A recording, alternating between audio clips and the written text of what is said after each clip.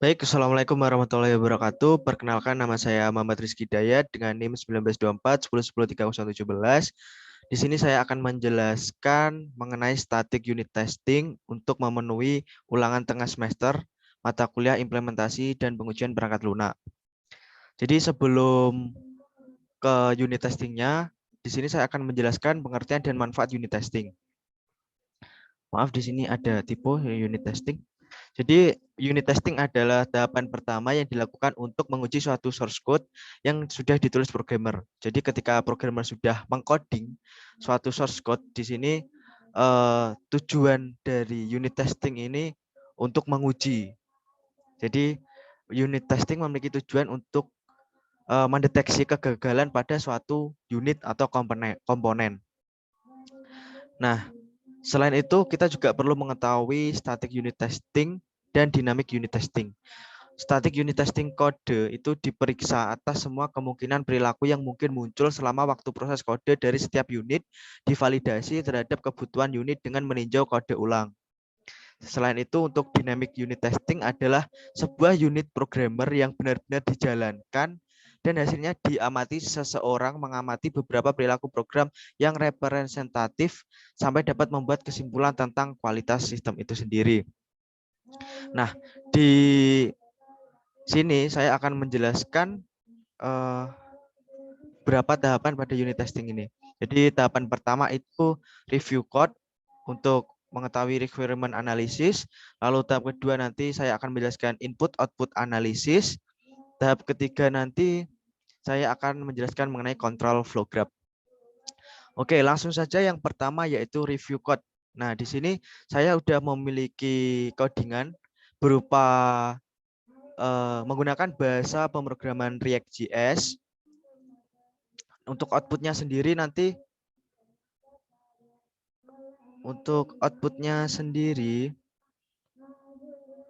nanti akan seperti ini. Jadi ada form nama lengkap, email, nomor handphone, latar belakang, dan lain sebagainya. Nah, untuk codingannya sendiri seperti ini. Form codingan, di mana di sini membuat nama, email, nomor handphone, dan lain sebagainya. Nah, untuk review kode, jadi shortcode yang tadi saya perlihatkan itu sudah menyelesaikan problem sesuai requirement yang diberikan, di mana requirement yang diberikan itu berupa data form pendaftaran peserta coding bootcamp di sini. Nah, itu sudah memenuhi semua. Lalu yang kedua, source code sudah bisa menghandle error jika dilakukan salah penginputan. Jadi semisal nih di sini nama lengkap itu diinputkan harusnya kan string kan, namanya nama lengkap itu tipenya string. Nah, ketika dia diinputkan string maka tidak akan terjadi apa-apa. Nah, ketika diinputkan angka, nah maka akan ada sebuah pesan nama lengkap harus berupa huruf. Jadi di sini itu harus benar-benar inputannya string, tidak boleh integer dan lain sebagainya. Maka untuk source code-nya itu bisa menghandle error jika dilakukan salah penginputan. Jadi ketika user itu menginputkan angka, itu akan ada pesan-pesan seperti ini. Seperti itu. Untuk selanjutnya, kekurangan dari source code ini adalah kurang memberikan penjelasan dari tiap baris kode. Jadi di sini, di dalam kode sini, tidak ada penjelasan di masing-masing code. Seperti itu. Lalu selanjutnya ada lagi, jadi ketika user itu tidak menginputkan apa-apa, misalkan kosong semua, ketika di submit, maka akan ada please fill out this file, di mana ini datanya harus terisi. Jadi ketika terisi semua, misalkan nih diisi latar belakang, kelas coding. Nah, ketika ini diisi semua, maka ketika disubmit kita pendaftar Rizky Dayat berhasil diterima karena menggunakan nama lengkap ini Rizky Dayat. Dan ketika ada beberapa yang belum, itu harus mengisi, wajib diisi seperti itu untuk review code-nya. Selain itu, sini juga terdapat buah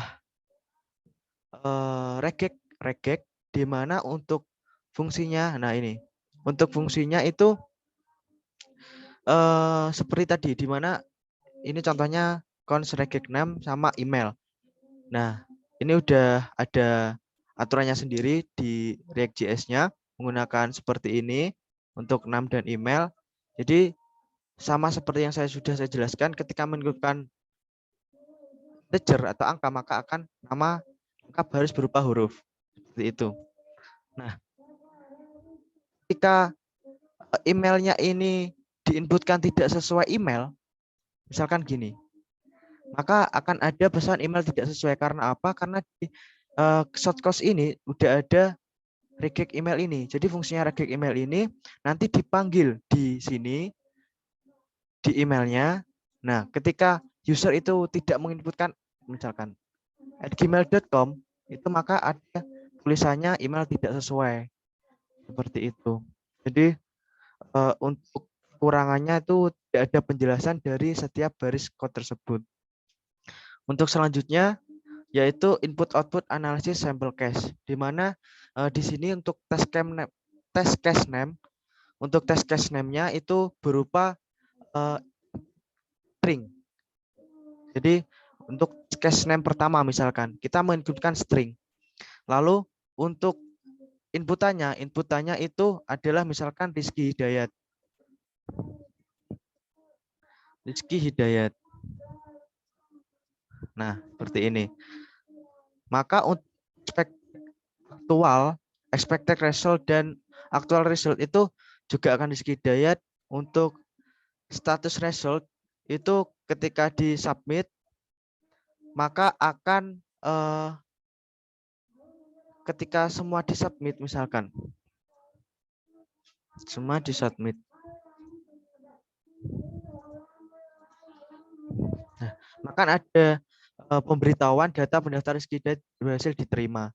Jadi bersifat done lalu sukses untuk ketika kita sudah menginputkan.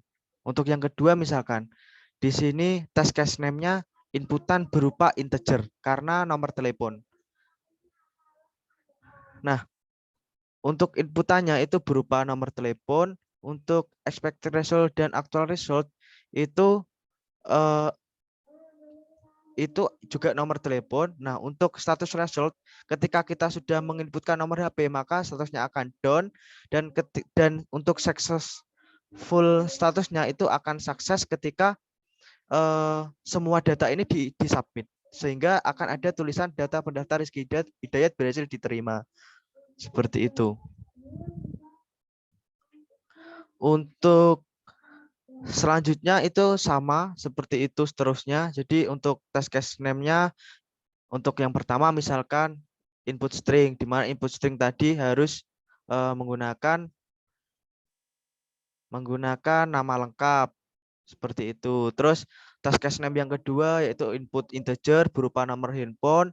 Untuk ketika sudah diinputkan maka statusnya itu maka status resultnya akan down, dan ketika disubmit maka akan ada tulisan data penerima. Begitu juga dengan latar belakang pendidikan, kelas coding, foto surat kesungguhan, dan lain sebagainya. Lalu untuk review sudah, untuk input output analisis sudah, selanjutnya adalah tahap 3 yaitu control flow graph. Nah, di sini saya udah membuat sebuah flow graph yang simple sekali, sekedar menjelaskan testingnya tadi. Jadi yang pertama ada start. Setelah start, user input list string, di mana ini saya mencontohkan yang nama lengkap. Jadi nama lengkap ini berupa string. Kalau semisal nanti nomor handphone berarti string atau dan integer dan lain sebagainya. Nah, jadi ketika terdapat boolean di sini, maksud saya terdapat decision di mana input itu tidak boleh kosong. Nah, ketika input ini tadi kosong, maka ketika disubmit maka akan ada tulisan please select one to this option, atau semisal kalau ini kosong jadi harus mengisi yang ini terlebih dahulu. Seperti itu. Nah, untuk selanjutnya ketika yes, maka ketika semua data tadi diinputkan dan disubmit, maka akan ada tulisan data Rizky Dayat akan diterima seperti yang tadi sudah saya gambarkan. Ketika input tidak, ketika kosong, maka user menginputkan data lagi. User menginputkan data lagi dan kembali ke sini lagi. Tergantung form yang ingin diinputkan. Kalau semisal ingin input nama lengkap berarti inputnya string. Kalau email maka sesuai dengan email. Kalau nomor handphone berarti angka dan lain sebagainya. Itu uh, untuk kontrol flow graph. Jadi di sini saya ulang kembali di mana review kodenya itu sudah bisa menyelesaikan problem sesuai requirement yang diberikan. Nah, requirement-nya ini apa? Requirement-nya itu berupa sebuah form pendaftaran peserta coding bootcamp. Jadi sudah bagus. Lalu untuk yang kedua, source code itu sudah bisa menghandle error jika dilakukan salah penginputan. Jadi ketika nama lengkap terus user menginputkan integer, maka akan ada tulisan error nama lengkap harus berupa huruf. Ketika email tidak sesuai, maka akan ada email tidak sesuai. Ketika handphone disebutkan string, maka juga tidak akan sesuai seperti itu. Maka ada handle error di sana ketika user salah penginputan. Nah, ketika user itu tidak menginputkan sama sekali, maka akan ada wajib diisi. Seperti ini untuk review code-nya. Untuk kekurangannya sendiri, yaitu kurang memberikan penjelasan dari tiap baris code.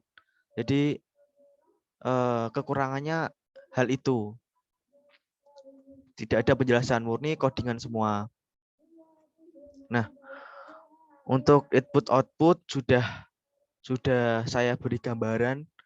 Jadi test case name, contohnya test case name itu yang pertama itu input string karena tadi nama lengkap, lalu yang kedua ada inputannya itu berupa nama lengkapnya, lalu expected sama aktualnya ini sama sesuai yang kita inputkan. Jika Rizky Hidayat maka di sini juga akan Rizky Hidayat.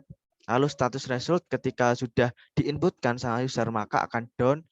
Lalu yang terakhir akan sukses dan terdapat tulisan data sesuai dengan nama yang diinputkan itu berhasil diterima. Seperti itu. Untuk kesimpulan juga sudah saya jelaskan. Nah, mungkin di sini sebenarnya saya juga ada sebuah codingan, juga React.js juga berbentuk to-dos, di mana di sini untuk kalau semisal di tahap 2-nya, kalau review kodenya kan pasti juga berbeda kan, atau di sini terdapat sama mengenai tidak ada penjelasan code-nya kayak gitu. Tapi untuk input output analis itu untuk test case name-nya kalau di sini ya, kalau di sini untuk test case name-nya yang pertama user menginputkan string juga, misalkan mengerjakan tugas IPPL misalkan. Nah, maka inputannya ini berupa mengerjakan tugas IPPL ini. Untuk expected result sama actual result juga sama mengerjakan tugas IPPL. Untuk status result ketika di enter maka dia akan statusnya akan down. Jadi akan ada di bawahnya mengerjakan assessment. Lalu untuk successful status itu statusnya bisa sukses. Atau ketika kita sudah selesai mengerjakan, kita coret misalkan. Nah, sukses. Jadi kita juga bisa delete seperti ini. Jadi tapi kita fokuskan pada codingan pendaftaran peserta coding bootcamp ini. seperti yang sudah saya jelaskan. Atau kalau semisal teman-teman pengen tahu unit testingnya ini, mungkin bisa kita coba teman-teman. Praktikum, ya ini folder codingannya di sini. Nah, ketika pengen mencoba testingnya, kalau di React ini tinggal npm run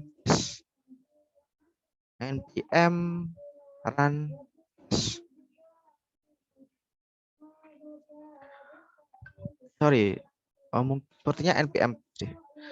Oke, kita coba.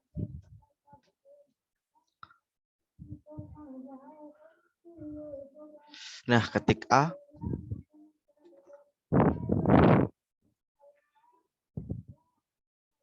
Nah, di sini saya juga sudah mencoba testing di codingan saya. Untuk file testingnya sendiri itu di apptest.js ini. Nah, di mana di sini saya menginputkan nama. Nama di sini kan string, teman-teman. Jadi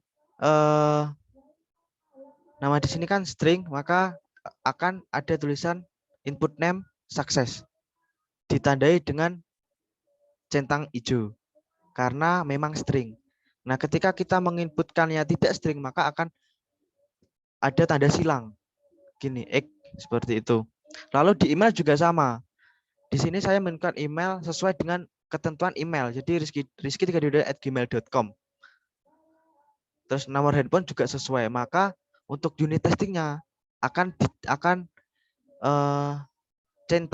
centang hijau. Jadi tandanya sukses. Jadi di sini kita sudah testing untuk nama, email, dan nomor handphone itu sukses. Sukses karena memang sesuai dengan apa yang kita inginkan, sesuai dengan ketentuannya. Nah, untuk ketentuannya itu menggunakan regex tadi, regex nama, regex email, seperti itu. Jadi kurang lebih seperti itu dari saya untuk penjelasan static unit testingnya. Jadi ada beberapa tadi, review code, input outputnya dari codingan, contoh codingannya berupa menggunakan bahasa pemrograman React, berupa form. Lalu untuk kesimpulannya juga sudah saya jelaskan tadi. Mungkin sekian dari saya, kurang lebihnya saya mohon maaf. Wabillahi taufiq wal hidayah. Wassalamualaikum warahmatullahi wabarakatuh.